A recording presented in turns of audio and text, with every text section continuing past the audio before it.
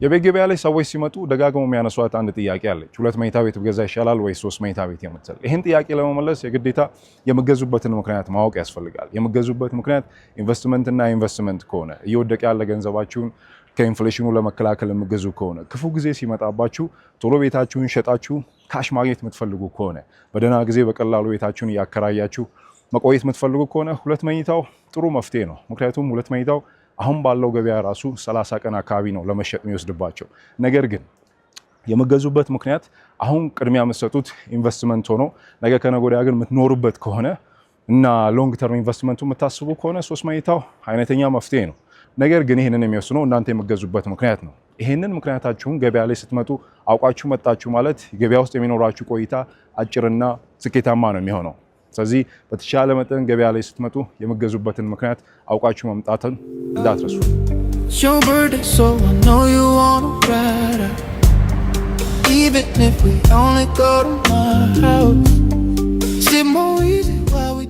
ዛሬ የምናሳያችሁ አፓርታማ ቤት ያለበት አካባቢ የነፍሳችሁንም ለማድረስ የስጋችሁንም ለማሟላት ምቹ የሆነ ቦታ ላይ ነው ያለው። ሙስሊም ከሆናችሁ መስጊዶች በቅርባችሁ ነው ያሉት። ክርስቲያን ከሆናችሁ ደብሮች፣ ቤተክርስቲያኖች በዙሪያችሁ አታጡ።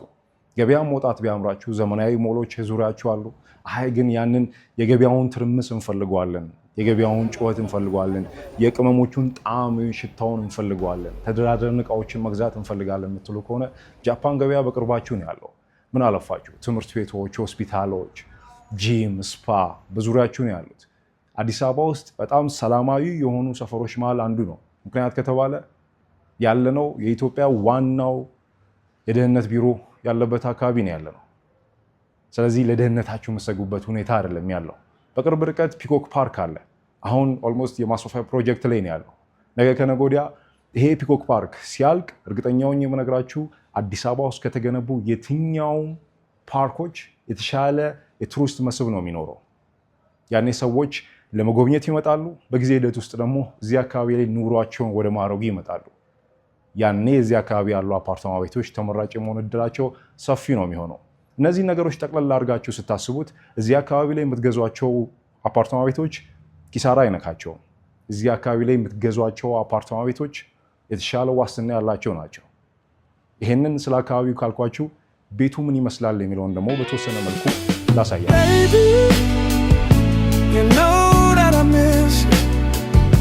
I wanna get with you tonight, but I kinda, baby girl, and that's the issue.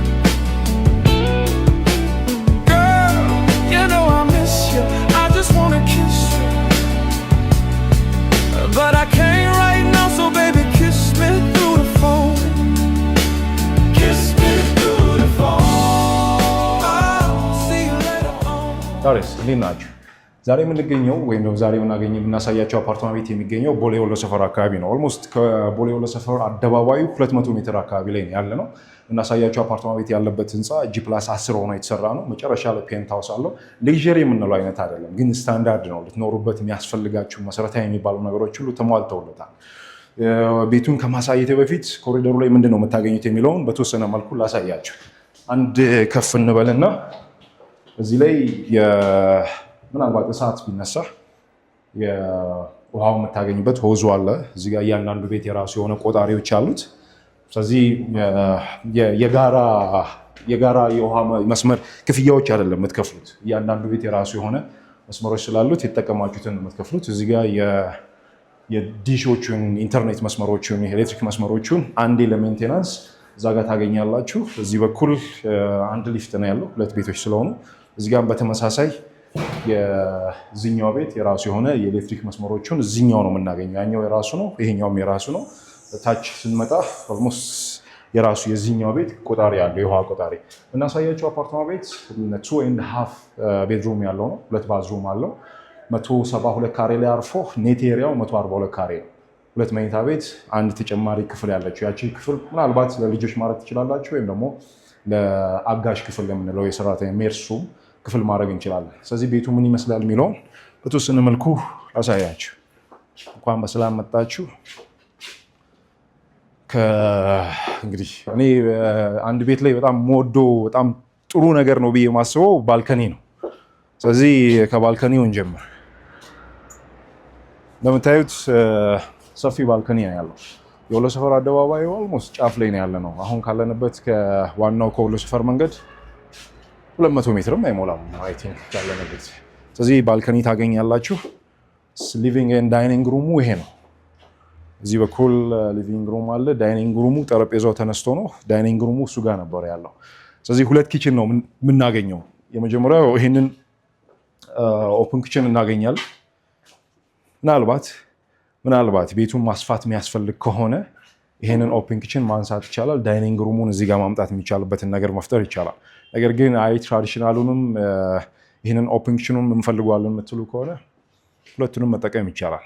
ግን ለኔ አሁን ማስተር ቤድሩሙ ፊት ለፊት ስለሆነ ያለው ይሄንን ብናነሳው ለኔ በጣም እመርጣለሁ ኦልሞስት። ምክንያቱም ማስተር ቤድሩሙ እዚህ ጋር ነው ያለው። እዚህ ጋር ኩክ እየተደረገ እዚህ ጋር ማስተር ቤድሩም ማድረጉ ብዙም አስፈላጊ ነው ብዬ አላስብም። ይሄ ማስተር ቤድሩማችን ነው። ስቲል ማስተር ቤድሩሙ ሰፊ ነው እንደምታዩት። አልጋ ገብቶለት ቁምሳጥን ገብቶለት የሁሉ ስፔስ ነው ያለው። ስለዚህ ብዙ የሚያስጨንቃችሁ ነገር የለም። በዚህ ጋር የራሱን ችሎ ፍሬንች ዶር አለው። በሌላ በኩል ደግሞ እዚህ ጋር መስኮቶች አሉት። ስለዚህ ብርሃን የማጣት እድላችን በጣም ዝቅተኛ ነው። ደግሞ የመጋረድ እድል የለውም። እንደምታዩት ፊት ለፊቱ ምንም አይነት ኦልሞስት ተገንብቶ ነው ያለቀው። መንገድ ነው ያለው ዋናው አስፋልት ጋር የሚያመጣን። ይሄ የማስተር ቤድሩሙ ባዝሩም ነው። ይህንን ስፔስ መጠቀም ትችላላችሁ። ለሁለት ሰው የእጅ መታጠቢያዎች፣ ፊት መታጠቢያዎች አሉ። አይ ቲንክ በዚህ በኩል ስንመጣ ምናልባት ወኪንግ ክሎዜት የምትፈልጉ ከሆነ ላውንደሪዎች ወይም ደግሞ ስቶር ማድረግ የምትፈልጉ ከሆነ ይህንንም መጠቀም እንችላለን። ተጨማሪ ስፔሶች ታገኛላችሁ። ላውንደሪያችሁንም እዚህ ማምጣት የምትፈልጉ ከሆነ ስፔሱ አለ። በተወሰነ መልኩ ቤቱ በሰው እጅ ስላለ ከሪልስቴት ወጥቶ በሰው እጅ ስላለ እሱ ወደ ራሱ ቴስት አምጥቶት ነው እንጂ ብዙ ፋሲሊቲዎችን ዲዛይኖችን መስራት የምትችሉበት እድሉ አለ። የዲዛይን ማሻሻል ወይም ደግሞ ገንብቶ ማፍረስ ሊሆን ይችላል፣ ወይም ደግሞ ማደስ ከእናንተ የሚጠበቀው ማሳወቅ ነው። ሁለት አይነት የግንባታ ማሻሻያዎችን ማድረግ ትችላላችሁ። የመጀመሪያው እንደዚህ አይነት የውስጥ ሌያውቶችን ለማድረግ ከእናንተ የሚጠበቀው ማሳወቅ ነው። ነገር ግን በጣም ስትራክቸር የሚነኩ ነገሮች መስራት ካለባቸው የግዴታ ምን መሆን አለበት? ማጸደቅ አለባቸው። የት ሄዳችሁ የምታጸድቁት? ክፍለ ከተማ ወይ ወረዳ ሄዳችሁ ማጸደቅ ይኖርባቸዋል። ነገር ግን ይሄ የቤቱን ዲዛይን መቀየር ካለባችሁ መቀየር ለእናንተ ብዙም በጣም ይሄ ውስብስብ የሆነ እንትኖች አያስፈልጉትም፣ ሂደቶች የሉትም።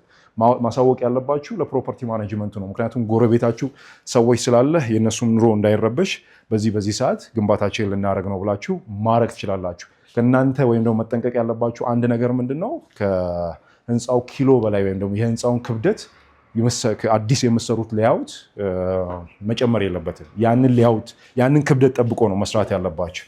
ስለዚህ ይሄኛው ሁለተኛው ኪችናችን ነው። ክሎዝ ኪችን የምንለው ይሄንን ነው። ምክንያቱም ይሄ ስላለ እኔ ያኛውን ለሌላ ነገር መጠቀም የሚቻልበትን እድሉ መፈጠር ቢቻል አይ ቲንክ ጥሩ ነው ብዬ አስባለኝ። እነሱ ላውንደሪውን እዚህ ጋር አምጥተውታል።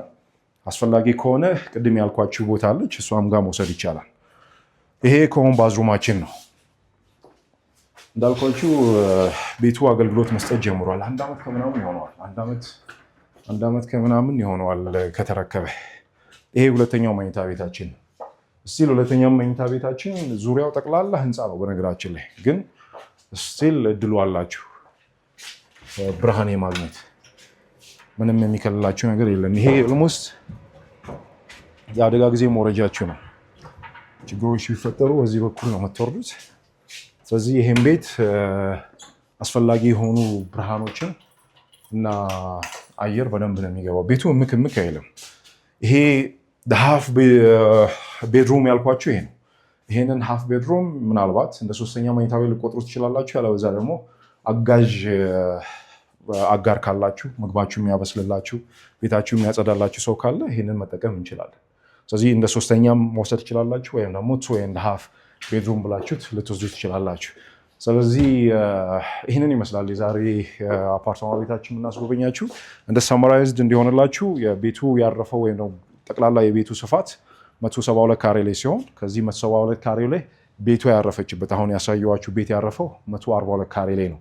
የተቀረችው ልዩነቷ 15 ካሬያ የምትሆነው ከስር ፓርኪንግ አላችሁ። እሱ ላይ ያለ ኮመን ኤሪያዎች አሉላችሁ። እነሱ ተሰልተው ነው 172 የሚሆነው። ያው የቤት ገበያው ላይ ስትመጡ ብዙ ጊዜ ኔት ኤሪያ እና ግሮስ ኤሪያ አለ። ኔት ኤሪያ ቤቱ ያረፈበት ነው። ግሮስ ኤሪያው ደግሞ ከቤቱ ውጪ ለእናንተ አገልግሎት የሚሰጡ ነገሮች አሉ። መኪናውን ጨምሮ ቴራሶች ምናምን ቢኖሩት እነሱንም ጨምሮ። ነገር ግን ይሄ ቤት ቴራስ የለውም። ስለዚህ ኮመን ኤሪያችሁ የሚያርፈው ኮሪደሩ ላይ፣ ሊፍቱ ላይ፣ ደረጃው ላይ እና 15 ካሬ የመኪና ማቆሚያ ያላችሁ። እነዚህን ስደምሯቸው 172 ካሬ ላይ ያረፈ ቤት ነው ያሳየናችሁ። ስለዚህ ይህን ይመስላል በሞላ ጎደል። ህንፃው ቅድም እንዳልኳችሁ እንትን ነው ስታንዳርድ ነው የሚሰጣቸው አገልግሎት። ከዚህ ቤት ውጪ በቃ ፓርኪንግ ብቻ ነው። አሁን ጄኔሬተሮች እየገቡለት ነው ያለው። የከርሰ ምድር ውሃ ኦልሞስት የተቆፈረለት ነው ያለው። እነዚህ ነገሮች ሲሞሉ ለኪራይ መሰረታዊ የሚባሉትን ነገሮች ያሟላላቸዋል። አሁን ገበያ ላይ የወጣበት ዋጋ 28 ሚሊዮን ብር ነው። በየትኛውም ሰዓት ይህንን ቤት መጎብኘት ትችላላችሁ።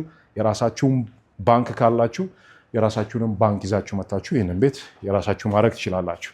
ስለዚህ ይህንን ይመስላል። በሌላ ቪዲዮ እስክንገናኝ ድረስ መልካም ጊዜ ይሆንላችሁ። ቻው።